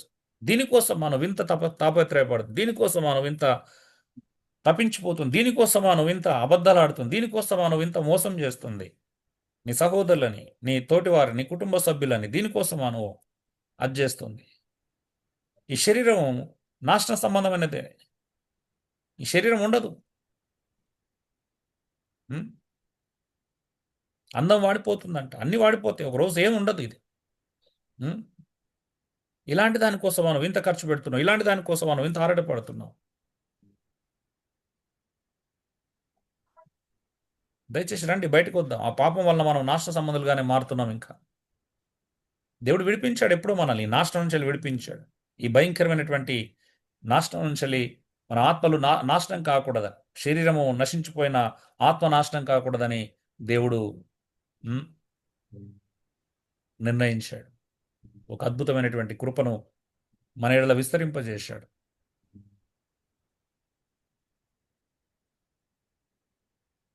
Eighth one, alienated from God. నువ్వు దూర సంబంధివి, దేవునికి దూరస్తులు అంటాడు బైబిల్. అంటూ ఒకప్పుడు మీరు దేవునికి దూరస్తులు, కానీ ఇప్పుడు సమీపస్తులం మనం. ఒకప్పుడు మీరు దూరంగా ఉన్నాం, మనం అందరం దేవునికి దూరస్తులమే. ఎందుకంటే తెలియదు, దేవుడు తెలియదు, అనాథలం. దేవునికి దూరంగా ఉన్నాం, ఇష్టానుసారంగా జీవించాం, దేవుడు ఎవరో తెలియక నచ్చినట్టు జీవించాం, తాగాము, తిన్నాము, ఎగిరాము, తిరిగాము, అన్ని చేశాం, తప్పుడు పనులన్నీ చేశాం. తిరగడం అంటే మంచి తిరగడం గురించి మాట్లాడట్లే, తప్పుడు తిరగడాల గురించి మాట్లాడతాం. తప్పుడు పనులు అన్నీ చేశాం దేవుని దురస్తులుగా ఉండి. చూడండి కొలస్సీ 1 ఏమంటుందో చూడండి. You are alienated from God because of your evil behaviour. ఏమంటాడు కొలస్సీ? మనం గతకాల ముందు దేవునికి దూరస్తులం, మీరు దుష్క్రియల వల్ల మీ మనస్సులలో విరోధ భావం గలవారై ఉండిన వలన. విరోధ భావం అంటే దేవునికి విరోధంగా మనం భావాలు కలిగి ఉన్నాం, దేవునికి విరోధమైన ఆలోచన విధానాన్ని కలిగి ఉన్నాం. ఎప్పుడు? గతకాలంలో. పౌలు అంటున్నాడు మీరు గతకాలంలో దేవునికి దూరస్తులు, కానీ ఇప్పుడు కాదు. ఇప్పుడు మనం క్రీస్తుకు దగ్గర వాళ్ళం, సమీపస్తులం, దేవునికి చాలా దగ్గర వాళ్ళం. మరి నువ్వు క్రీస్తు ఇంత ప్రేమ చూపించి, ఇంత కరుణ చూపించి, ఇంత అద్భుతమైనటువంటి త్యాగం చేసి నేను దేవునికి దగ్గర చేశాడంట. యెషయా రాసినట్టు, అంటే మన పాపములు మనకు దేవునికి అడ్డుగా వచ్చాయి, అవి అడ్డుగా వచ్చిన పాపాలను యేసుక్రీస్తు సిలువలో తుడిచేశాడు. అందుకే బైబిల్లో అద్భుతమైన మాటలు ఉంటాయి, ఇలాంటివి చాలా ఉంటాయి. క్రీస్తు చేసిన త్యాగం వల్ల మనం ఇప్పుడు అబ్బా తండ్రి అని మొర్రపెట్టు ఆత్మను, దత్తపుత్రాత్మను కలిగి ఉన్నామంటే ఇప్పుడు నేడుగా మనం దేవుణ్ణి తండ్రి అని పిలిచేటువంటి గొప్ప భాగ్యాన్ని మనకు యేసుక్రీస్తు ద్వారా అనుగ్రహించబడింది. ఎంత అద్భుతమైనటువంటి విషయం అండి! అదే సులువైన విషయమా? దేవుని తండ్రి, అబ్బా, ఫాదర్ అని పిలవడం చిన్న విషయమా? నో. ఎక్కడో దూరస్తులం. ఎఫెసు పత్రిక కూడా చూస్తున్నాం 2వ అధ్యాయంలో. మీరు ఒకప్పుడు దూరస్తులు అంటాడు అన్ని జనులను, కానీ ఇప్పుడు క్రీస్తు యేసు వలన, క్రీస్తు రక్తము వలన సమీపస్తులయ్యారు దేవునికి. ఎంత అద్భుతం అండి! ఎక్కడో బ్రతకాల్సిన వాళ్ళము, నాశనం కావాల్సిన వాళ్ళము, దేవునికి దూరస్తులైనటువంటి మనల్ని యేసుక్రీస్తు తన శిలువ రక్తం ద్వారా సంధి చేసి దేవునికి దగ్గర చేశాడు. ఏం అద్భుతం అండి! ఏం అదృష్టం అండి మనది! ఏం ధన్యులం అండి! అదృష్టం అనకంటే ధన్యులం, ధన్యజీవులం. ధన్యుడు అంటే అర్థం ఏంటో తెలుసా? ఒకడు చూసి ఓర్చుకోలేనంత అసూయ పుట్టించడం అన్నమాట. ఒకడు చూసి ఓర్చుకోలేనంత అసూయ కలుగుతుంది. అది మన జీవితం తెలుసా? నిజంగా ఒకరోజు రక్షించబడిన వాళ్ళందరూ మనల్ని చూసి ఓర్చుకోలేరు, అంత అసూయ కలుగుతుంది, అంత ధన్యజీవులం అని తెలుస్తుంది ఒకరోజు. క్రైస్తవుడు ధన్యజీవి. మత్తయి సువార్త 19 ప్రసంగం 5వ అధ్యాయంలో ధన్యుడు అనే పదానికి అదే అర్థం. ధన్యుడు, ఆత్మ విషయమై దుఃఖపడేవారు ధన్యులు, సాత్వికులు ధన్యులు, శ్రమలు సహించే వాళ్ళందరూ ధన్యులు. అక్కడ చాలా విషయాలు. ఆ ధన్యుడు అనే పదానికి అర్థం అది ఒకడు చూసి సహించలేనంతగా, తట్టుకోలేనంత అసూయ కలిగి ఉండడం. అది మన ధన్యకరమైన జీవితం. పరలోకంలో మనం ఆనందిస్తూ ఉంటాం, పరలోకంలో వెళ్తూ ఉంటాం. పరలోకంలో ఎంత గొప్ప జీవితం అండి మనది. దేవునికి దూరమైనటువంటి మనల్ని అదే దేవుని దగ్గర కూర్చునబెడుతున్నాడు, దేవుడు కూర్చునబెట్టుకుంటున్నాడు అంటాడు. ఎఫెసీ 2:8-10 అదే చూస్తాం. మీరు పాపముల చేత, అపరాధముల చేత చచ్చిన వారంట సైతము దేవుడు మన ఎడలు చూపిన తన మహాప్రేమ చేత క్రీస్తు కూడా మనల్ని బ్రతికించి తన కుడి పార్శ్వంను కూర్చునబెట్టుకుంటున్నాడు. ఎక్కడంటే తన కుడి ప్రక్కన. ఏం స్థానం అండి! ఒక పాపికి దేవుని పక్కన కూర్చుండే స్థానం ఏంటండి? ఎవరిస్తారండి ఇది? ఎవరిస్తారండి ఇంత గొప్ప స్థానం? వద్దా నీకు? కొన్నిసార్లు ఇంట్లో వాళ్ళే మన పక్కన కూర్చుంటే ఇబ్బంది పడతారు.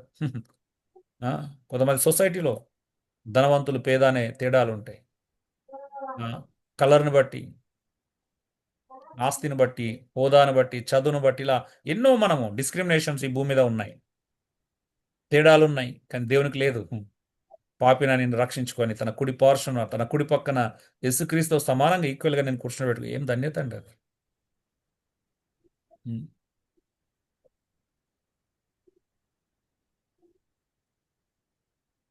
ఎలా మనం ఇంకా మన బలహీనతలో కొట్టుమిట్టాడతాం, ఇంకా సహవాసంకు దూరంగా ఉంటాం, ఇంకా శరీర సంబంధాలుగా ఆలోచిస్తాం, ఉమ్, దేవునికి దూరంగా ఉంటాం, సంఘాన్ని నిర్లక్ష్యం చేస్తాం. ఎంతకాలం అండి ఇదంతా? ఒకప్పుడు అండి ఇదంతా కూడా. దేవుడు మనల్ని ఇప్పుడు దగ్గరగా చేశాడు, మరి ఆయనకు తగినట్టుగా జీవించాలిగా, ఆయన ఆజ్ఞలకు లోబడాలి కదా, ఆయన సహవాసం చేయమంటే చేయాలి, ప్రేమించమంటే ప్రేమించాలి, క్షమించమంటే క్షమించాలి, అన్నీ చేయాలి కదా ఆయనకు నచ్చినట్టుగా. సహవాసంగా కూడా మానొద్దు అని చెప్తున్నప్పుడు మానొద్దు, కానీ మనం మానుతాం. మన ఇష్టం అంతా, మన శరీరాశలు, నేత్రాశలు, మన కోరికలే, మన ఆశలే. ఆలోచించండి.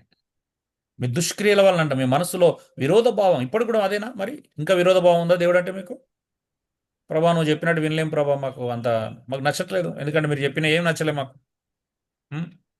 కాబట్టి మా శరీరం ఎట్లా చెప్తే అట్లా వింటాం అన్నట్టుగా ఉందా? ఇంకా మా మనసు చెప్పినట్టు వింటాం, లోకం చెప్పినట్టు వింటాం, భూమి చెప్పినట్టు భూ సంబంధమైన మనసు కలిగి జీవిస్తాం. ఇంకా అదేనా?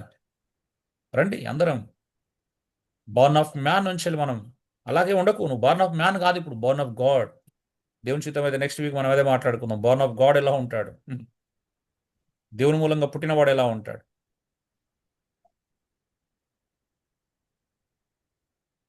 9th వన్ చివరి పాయింట్ మనం చూస్తున్నాం. బార్న్ ఆఫ్ మ్యాన్లో ఎన్ఫర్ నీడ్స్ రిడెంప్షన్, నరక సంబంధి. మానవుడు వాస్తవానికి నరక సంబంధి, మంటి నుండి పుట్టినవాడు నరక సంబంధి, కానీ అతనికి రక్షణ కావాలి.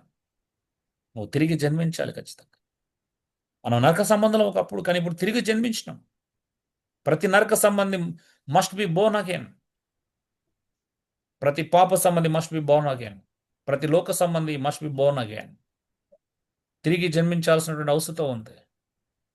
ప్రతి భూ సంబంధి, ప్రతి నరక సంబంధి, ప్రతి లోక సంబంధి, ప్రతి ప్రకృతి సంబంధి, ప్రతి పాప సంబంధి, ప్రతి మంటి సంబంధి అందరూ కూడా తిరిగి జన్మించాల్సినటువంటి అవసరం ఉంది. అందుకే మనం ఏ వచనంతో ప్రారంభించుకున్న ఆ వచనంతో ముగించుకుంటాం. యోహాను శరీరం మూలంగా జన్మించిన శరీరంను, ఆత్మ మూలంగా జన్మించిన ఆత్మయునైనది. మీరు కృతగా జన్మింపవాలని నేను మీకు చెప్పినందుకు ఆశ్చర్యపడవద్దు అంటున్నాడు ప్రభు. ఆశ్చర్యపడవద్దు, మనం జన్మించాం ఆల్రెడీ. ఇప్పుడు తప్పు చేసినందుకు ఆశ్చర్యపడదాం, పాపం చేస్తే ఆశ్చర్యపడ. అదేంటి, నేను ఇప్పుడు ప్రకృతి సంబంధిని, ఆత్మ సంబంధిని, దేవుని సంబంధిని, క్రీస్తు సంబంధిని, మళ్ళా ఎలాగ నేను లోక సంబంధిగా, ప్రకృతి సంబంధిగా, మంటి సంబంధిగా, భూ సంబంధిగా, పాప సంబంధిగా నేను ఎలా ప్రవర్తిస్తున్నాను? ఇప్పుడు అందుకు బాధపడాలి, అందుకు ఆశ్చర్యపోవాలి మనం. అంతేగాని ఆత్మ సంబంధులుగా జీవిస్తున్నందుకు కాదు, క్రీస్తు సంబంధులుగా బ్రతుకుతున్నందుకు కాదు, దేవుని సంబంధులుగా నడుచుకుంటున్నందుకు కాదు మనం బాధపడాల్సింది, ఆశ్చర్యపడాల్సింది. అందుకే నాకు కొంతమంది క్రైస్తవులకు ఇప్పటికీ ఆశ్చర్యం అనిపిస్తుంది. ఇంకా ఎలా ఆ స్వభావంతో కనబరుస్తున్నావు, ఆ స్వభావం నీ మీద ప్రభావితం చేస్తుంది. ఎందుకనంటే నువ్వు దేవునికి ఇంకా సన్నిహితం కాల, నువ్వు దేవునికి ఎక్కువగా సమయాన్ని ఇవ్వట్లేదు, సహోదరులతో సమయాన్ని ఎక్కువ గడపట్లా. ఒకరోజు మనం మీటింగ్ పెట్టుకుందాం, కలుసుకుందాం అంటే నువ్వు ఉద్యోగాల గురించి ఆలోచిస్తున్నారు, జీతాల గురించి ఆలోచిస్తున్నాం, లీవ్ల గురించి ఆలోచిస్తున్నాం. అదే పెళ్ళి అంటే, పేరంటం అంటే, అత్తగారింటి అంటే ఎన్ని రోజులైనా వెళ్తామంటే, నిజంగా చెప్తున్నాను, we are very weak persons, we are weak desires ఉన్నటువంటి. వెళ్ళడం తప్పు కాదు, కానీ ఎందుకు ఆత్మ సంబంధమైన విషయాలు వచ్చినప్పుడు ఇవన్నీ మాట్లాడుతున్నాం అనేది నా ప్రశ్న అంతే. అప్పుడే ఎందుకు ఇవన్నీ వస్తాయి? కాలు నొస్తుంది, చెవి నొస్తుంది, ఆరోగ్యం బాగాలేదు, ఉద్యోగంలో సెలవులు దొరకట్లేదు, ఆర్థికంగా ఇబ్బందులు. ఎప్పుడు కేవలం దేవుని సంబంధం విషయాలు, దైవ సంబంధం విషయాల్లో ఎందుకు ఈ సాకులు చెప్తున్నారు? మిగతా విషయాలు ఎందుకు చెప్పట్లేదు? పెళ్లి దగ్గర, పేరెండం దగ్గర, ఫంక్షన్ల దగ్గర, అత్తగారింటి దగ్గర, అమ్మగారింటి దగ్గర, బయటికి వెళ్ళిన దగ్గర ఎందుకు రావు? కేవలం నేను ఎప్పుడన్నా ఒక మంచి మీటింగ్ పెట్టి రండి అంటే అనేకమైనటువంటి కారణాలు చెప్తారండి. నిజంగా ఎంత పేరు ఉంటుందండి? మీకోసమే కదా, ఇది ఎవరి కోసం? ఎందుకు? మిమ్మల్ని ఆత్మ సంబంధాలుగా ఎదిగింప చేయడానికి, మార్చడానికి కాదు. మీరు ఆత్మ సంబంధాలుగా జన్మించారు, ఆత్మ మూలంగా జన్మించారు. మీరు క్రీస్తు సంబంధులు, దేవుని సంబంధులు, కానీ కట్టుకోవాలి, అందులో ఎదగాలి, ఇంకా దినదినం వర్ధిల్లాలి. నష్టమేం జరగదు. దైవికంగా మూవ్ అయిన వాళ్ళు నష్టపోయినట్టుగా నేను ఎక్కడ చూడలేదు. అయ్యో ఇక్కడికి వచ్చినందుకు మేము నష్టపోయాం. సహవాసానికి వస్తే నష్టపోతారండి? ఎంత నష్టం కలిగిందో చెప్తారా?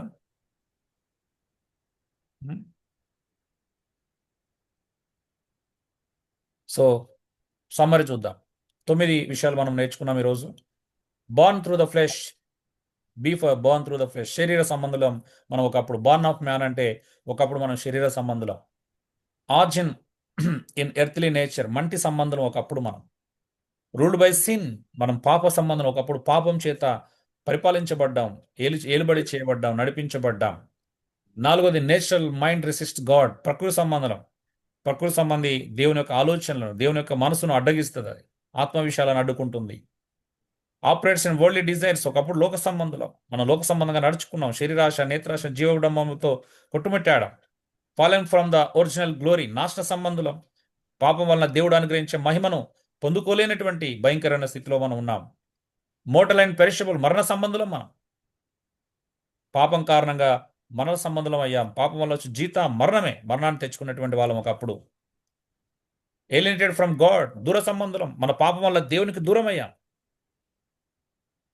కానీ క్రీస్తు రక్తం వలన, క్రీస్తు యొక్క విమోచన కారణం వలన దేవుడు మళ్ళా మనల్ని దేవుని దగ్గరికి తీసుకొచ్చాడు, క్రీస్తును దేవుని దగ్గరికి తీసుకొచ్చాడు, రిస్టోర్ చేశాడు, పునరుద్ధరణ చేశాడు.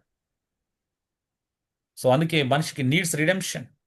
ఇలాంటి పాపి కావాల్సింది, నరక సంబంధులకు కావాల్సింది విడుదల. నేను అప్పుడప్పుడు పాడుతూ ఉంటాను, నాకు ఇష్టమైన పాట అని చెప్పాగా. పాపములన్నీయు కడిగెనులే, పరిశుద్ధులనుగా చేసెనులే, పాపములన్నీయు కడిగెనులే, పరిశుద్ధులనుగా చేసెనులే, తన రుదిరమునే కార్చెగదా, క్రొత్త నిబంధన చేసెగదా, తన రుదిరమునే కార్చెగదా, క్రొత్త నిబంధన చేసెగదా, నా బ్రతుకంతా వ్రాస్తూ పాడిన తరగని ప్రేమ ఇదే, నా బ్రతుకంతా వ్రాస్తూ పాడిన తరగని ప్రేమ ఇదే, దేవుని ప్రేమ గదే. మరణపు ఊబిని దాటుటెలా, పరమపురికి మన పయనమెలా, మరణపు ఊబిని దాటుటెలా, పరమపురికి మన పయనమెలా, నిత్య జీవం నొసగే ప్రేమ యేసువులోనే కలదు గదా, నిత్య జీవం నొసగే ప్రేమ యేసువులోనే కలదు గదా, ప్రతి హృదయంలో వెలిగే జీవపు దీపము క్రీస్తు గదా, ప్రతి హృదయంలో వెలిగే జీవపు దీపము క్రీస్తు గదా, దేవుని ప్రేమ గదా. ఏం నవ్వండి అసలు, ఎందుకండి ఇంకా ఎలా మిమ్మల్ని బ్రతిమలాడుకోవాలి దయచేసి చెప్తారా? కనీసం ఎలా మిమ్మల్ని వేడుకోవాలో దయచేసి చెప్పండి. అసలు మీ బలహీనతలు ఏంటి? ఎందుకు మీరు ఇంత బలహీనంగా కనిపిస్తున్నారు? ఎందుకు మీరు ఇలా బలహీనులుగా మారుతున్నారు? మనం ఆత్మ సంబంధులం కాదా? మనం క్రీస్తు సంబంధులం కాదా? దేవుని సంబంధులం కదా? ఎంత అదిగా ఉండాలంటే మన జీవితాలు ఎంత వెలుగుకరంగా ఉండాలి. మన వెలుగు సంబంధులు, అవునా? ఎన్ని లక్షణాలు ఉన్నాయి మరి. ఇంకా మనం బార్న్ ఆఫ్ మ్యాన్గా ఎందుకు జీవిస్తున్నాం? మట్టి నుండి పుట్టిన వ్యక్తుల యొక్క లక్షణాలతో ఎందుకు మనం ఇంకా అవి ప్రభావితం చేసేలా బతుకుతున్నాం? అవి ఉండటం వేరు, కానీ వాటిని రిఫ్లెక్ట్ చేయడం వేరు. ఎస్, మనం ఇంకా శరీరంలో ఉన్నాం కాబట్టి వాటి ప్రభావం ఉంటుంది, కానీ రిఫ్లెక్ట్ చేసేంత, వాటినే ప్రదర్శించేంత బలహీనతలు ఏంటి, వాటినే కనబరిచేటువంటి ఈ దుస్థితి ఏంటి ఎప్పుడన్నా ఆలోచిస్తున్నారా? డియర్ బ్రదర్స్ అండ్ సిస్టర్స్, ఒక్కసారి ఆలోచించండి.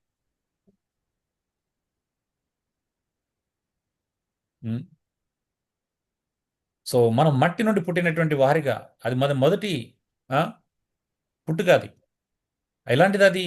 అది భౌతిక సంబంధమైనది, పాప సంబంధమైనది, పరిమితులతో కూడినది.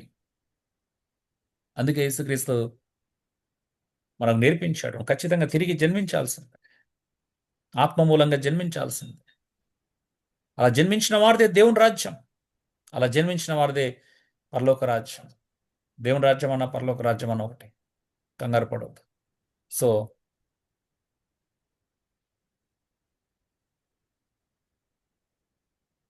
ఒకటి రెండు సందర్భాల్లో కొంత వ్యత్యాసాన్ని అక్కడ ఉంటుంది. ఇప్పుడు నేను దాని గురించి మాట్లాడదలుచుకోలే. మనం దేవుని రాజ్యానికి వారసులం అండి. మరి ఎలా జీవించాలి, ఎలా బ్రతకాలి? రాజ్య వారసులుగా దేవుని చేసుకున్నప్పుడు ఆ వారసత్వానికి తగినట్టుగా నువ్వు ఎందుకు బ్రతకలేకపోతున్నావు? ఆ వారసత్వాన్ని పునికి పుచ్చుకునేలాగా, ఆ వారసత్వాన్ని కలిగి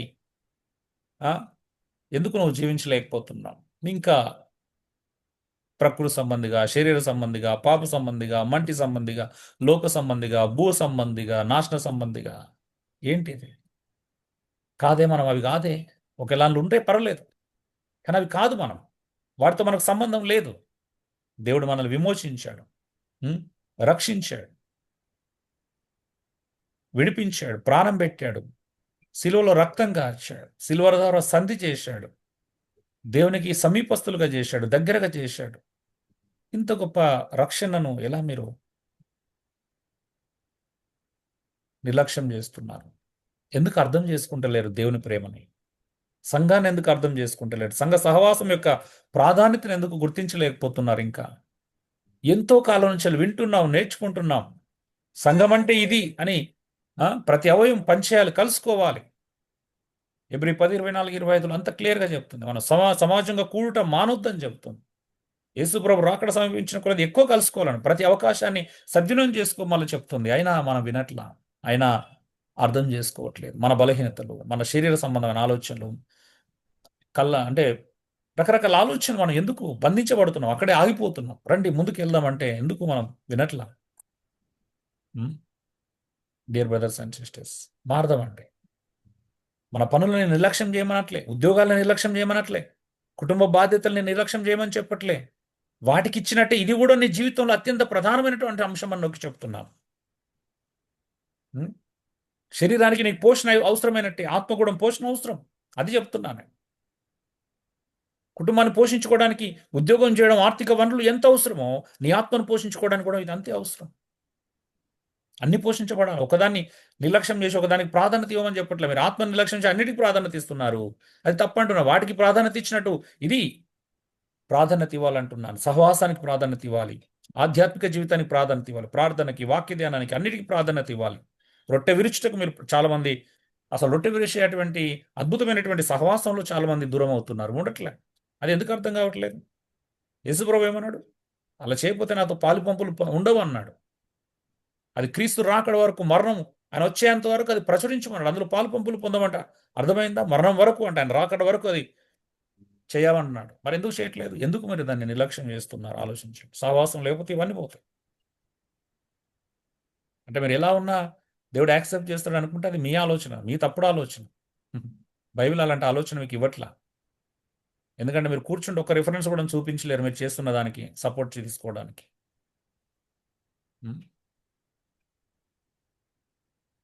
డియర్ బ్రదర్స్ అండ్ సిస్టర్స్, దేవుని ప్రేమించుతాం. మంటి నుండి పుట్టిన వారిగా కాకుండా దేవుని నుండి పుట్టిన వారిగా బ్రతుకుతాం. సో దేవుని నుండిగా పుట్టినవాడు, బార్న్ ఆఫ్ గాడ్ లక్షణాలు ఎలా ఉంటాయో మనం నెక్స్ట్ వీక్లో చూద్దాం. ప్రార్థన చేసుకుందాం. Thank you Lord. సమీపించరాని తేజస్సులోనే వసించువాడవైనా నా సమీపమునకు దిగి వచ్చినావు, నీ ప్రేమ వర్ణింపతరమా. నా సమీపమునకు దిగి వచ్చినావు, నీ ప్రేమ వర్ణింపతరమా. యేసయ్యా నీ ప్రేమెంతో బలమైనది, మెస్సయ్యా నీ కృప ఎంతో విలువైనది. యేసయ్యా నీ ప్రేమెంతో బలమైనది, మెస్సయ్యా నీ కృప ఎంతో విలువైనది. Thank you lord. ఎంత గొప్ప ప్రేమ, ఎంత శ్రేష్టమైనటువంటి కృప, మహోన్నతమైనటువంటి నీ వాత్సల్యత, నీ జాలి, నీ కరుణ, నీ దయ ఎన్ని ఇచ్చావు ప్రభా. మాకు ఎంతగా ప్రేమించావు ప్రభా.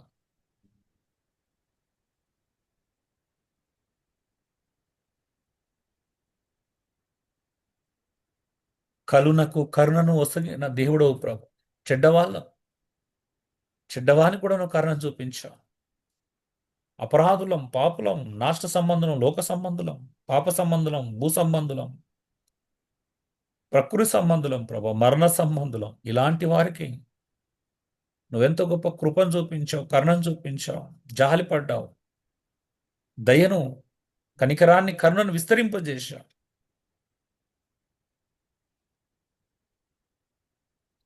ప్రభా నీకు స్తోత్రాలు. ఈ మాటలు వింటున్న ప్రతి ఒక్కరి హృదయాల్లో మీరు మార్పు కోసం నిలబడడానికి సహాయం దయచేయండి. పశ్చాత్తాపడడానికి కృప చూపించండి. రియలైజ్ అవ్వడానికి సహాయం దయచేయండి ప్రభా. నీ పరిశుద్ధాత్మ ద్వారా అందరి హృదయాలు కదిలించండి. కేవలం నిమిత్తం మాత్రమే ప్రభా, మీరు చెప్పమన్నవి మాత్రమే చెప్పేటువంటి ఒక సామాన్యులం ప్రభా. కానీ హృదయాలను మార్పు చేసే దేవుడు, పరిశుద్ధాత్మ చేత ప్రజలను ప్రభావితం చేసే వ్యక్తి మీరు ప్రభా. మీ ఆత్మకార్యాలను చూడాలనుకుంటున్నాం, జరిగించండి ప్రభా. ప్రజలు ఒక నూతనమైన మార్పుకు నాంది పలకాలని చూస్తున్నాం ప్రభా. ప్రజలు మారాలి ప్రభా. నీవు చెప్పినట్టు వినాలి, ఆత్మసంబంధమైన విషయాలకు లోబడే అటువంటి వాడి విధేయత, వినయము ప్రభా ప్రతి ఒక్కరికి దయచేయమని వేడుకొంచున్నాం. చాలా మందికి వినయం లేదు, విధేయత లేదు ప్రభా, విశ్వాసం లేదు. ఈ లక్షణాలు దయచేయండి. వినయం, విధేయత, విశ్వాసం ఉంటేనే మేము ఆధ్యాత్మికంగా విజయం సాధిస్తాం ప్రభా. నువ్వు విజయం వాళ్ళకే ఇస్తావు. మరి ఆ వినయము, విధేయత, విశ్వాసము, ఈ లక్షణాలు అందరికి దయచేయమని, అందరూ వాటిలో ఎదిగా విధంగా ప్రభా వాళ్ళని వాళ్ళు సమర్పించుకోవడానికి, వాళ్ళని వాళ్ళు ప్రేరేపించుకోవడానికి, వాళ్ళని వాళ్ళు పురికొల్పుకొని, అలాగే సంఘంలో కలుసుకొని ఒకరినొకరు పురికొల్పుకునే విధంగా నీ కృపను అంతటిని విస్తరింపచేయమని వేడుకొంచున్నాను. మరొకసారి ప్రభా విన్న వాక్యం అందరి హృదయాలు ఫలింపచేయండి. పేరు పేరు వర్షపును అందరు మీ చేతులకు అప్పగిస్తున్నాం. వారి కుటుంబాలని, పిల్లల్ని, వారి బలహీనతలని, వారి పరిస్థితులను, వాళ్ళు ఏ కండిషన్లో ఉన్నా ప్రభా నీ కృపకు మీరు పాత్రలుగా మమ్మల్ని ఆల్రెడీ ఎంచారు. నీ కృపను ఆల్రెడీ మాకు ఇచ్చారు. అయితే మా బలహీనతలు జయించడానికి ప్రభా, మా శరీరాశలు, నేత్రాశలు, జీవడంబాలను అధిగమించడానికి మీరు ఇచ్చేటువంటి పరిశుద్ధాత్మ శక్తిని, లేఖన శక్తిని మేము అనుసరించి జీవించినట్లుగా ఇంకాస్త ప్రభా మా ఎడల నీ కృపను విస్తరింపచేసి ప్రభా మేము ఇంకా విధేయులం అవటానికి, ఇంకా వినయం కలిగిన వారుగా ఉండటానికి, ఇంకా విశ్వాసంలో దినదినం అభివృద్ధి చెందటానికి, క్రీస్తునందు మాకు అనుగ్రహిస్తబడుతున్నటువంటి ఆ విజయాన్ని ఆస్వాదించడానికి కృప చూపించమని మా ప్రార్థనలు వింటున్నదికే నీకు స్తోత్రాలు చెల్లిస్తూ, లెక్కలేని వందనాలు ప్రభా నీకు అందిస్తూ యేసు దివ్యనామంలో వేడుకొంచున్నాను పరలోకపు తండ్రి.